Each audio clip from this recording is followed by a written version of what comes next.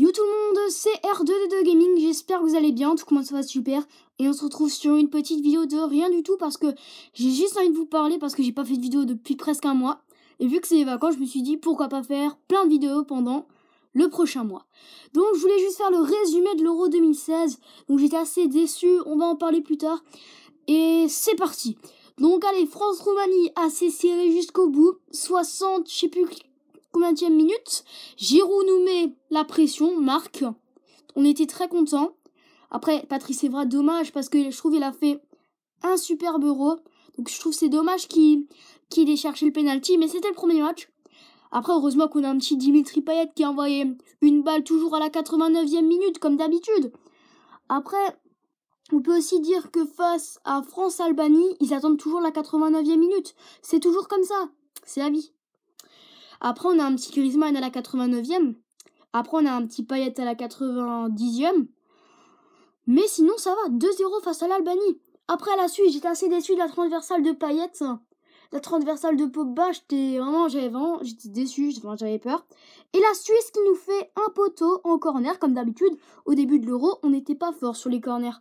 Donc, après, nous passons tout de suite à la 8e de finale face à l'Irlande. L'Irlande, je me suis dit... Parce que moi j'ai regardé tout le match, je me suis dit, ceux qui allument le match à 5 minutes et qui voient le score 1-0 pour l'Irlande, je me suis dit que c'est pas normal. Ils se disent, le tableau il a un problème, en 5 minutes on peut pas se prendre de but. Et bah oui, c'est arrivé. 1 minute 30, ouais 1 minute 20 de jeu. La faute est commise à cause d'une grosse lancée de Paul Pogba. La faute est commise, mais c'est pas grave parce que à la fin, on a mon joueur préféré, qui devient, mais c'est même mon joueur préféré maintenant, Antoine Griezmann, incroyable. Déjà, pourquoi? Il est incroyable. Ce joueur, il a explosé à l'Atlético Madrid. Il est sur un nuage cette saison. Et vraiment, je vais en parler parce que c'est un joueur de fou. Et donc, après, qu'est-ce qu'il nous fait? Bah, la tête magnifique. Incroyable, hein. Il y a même François Hollande qui a levé les bras. Ouais, on est là. Donc après, on a aussi la belle tête de Giroud pour le deuxième but qui a ramené Antoine Griezmann. Je l'appelle Griezmann, pas Antoine Griezmann, ça dépend des moments. Et alors, à un moment, bah, il marque. Alors là, c'est encore plus la fête. Je savais que c'était gagné d'avance, là, parce que l'Irlande, en première mi-temps, ce qu'il faisait, il cherchait les fautes pour hacher le jeu, pour pas qu'on joue. Passons tout de suite à France-Islande. Avant de passer à France-Islande, j'ai envie de parler de l'Italie.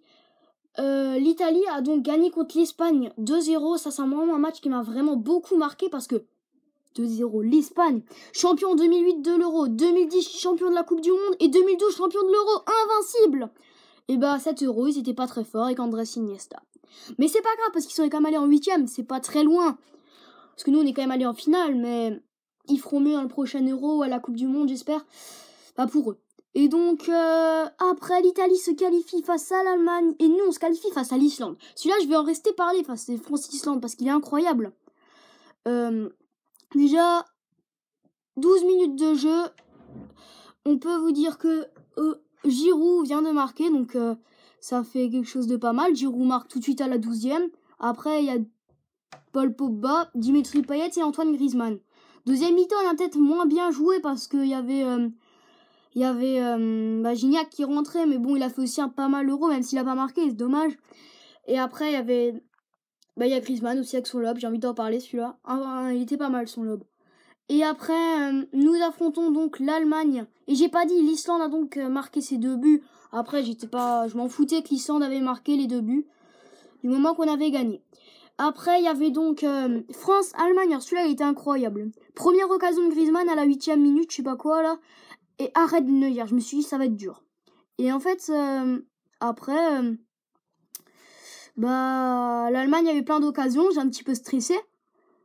Parce que j'étais en vacances en Allemagne, à Majorque, mais avec que des Allemands. Donc, quand les Français ont marqué un but avec penalty avec Antoine Griezmann, c'est vrai que ça s'est bien passé. Surtout quand tu vas dans les toilettes. T'as que des mecs en maillot allemand. Tu te dis, faut pas se faire taper.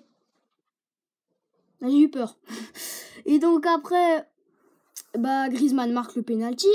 Les Allemands en furie à cause de Schweinsteiger, bien sûr. Mon Patrice Evra, il l'a bien cherché la main. Donc après, Bah Griezmann, à la 72e minute, il nous met le but qu'il fallait pour faire la différence. Bah le magnifique dribble de Paul Pogba qui centre et après Neuer pas assez lent sa main. Après il a fait une erreur de sortir Neuer, je serais pas sorti moi. Alors après, c'est vrai qu'on a gagné 2-0 face à l'Allemagne. Le Portugal, ils battent le Pays de Galles. Donc franchement Pays de Galles, j'attendais Pays de Galles en finale. Et bah non en fait, c'était Portugal. Moi je me suis dit facile, Portugal, facile. Pas plus facile qu'eux. En finale, j'aurais préféré affronter l'Allemagne en finale. Parce qu'on a très mal joué. Quand Ronaldo est sorti, j'ai vu Griezmann qui allait marquer. Je me suis dit, c'est bon, but tout de suite là? Ben non. C'est vrai ils m'ont fait peur un moment, l'équipe de France, parce que Gignac avait fait quelque chose de fou. Il était sorti du but. Enfin, il avait dribblé le joueur. Il était devant le but, il y avait le gardien, il fait poteau. Il y avait Griezmann derrière qui pouvait pas rabattre le tir, sinon il y aurait eu but. Mais c'est dommage pour Antoine Griezmann qui aurait pu mettre son 7e but. Après, nous entrons dans le temps additionnel. Ça, c'était très chaud. 105e minute, 0-0 toujours. Et après, 108e, on n'a pas de bol.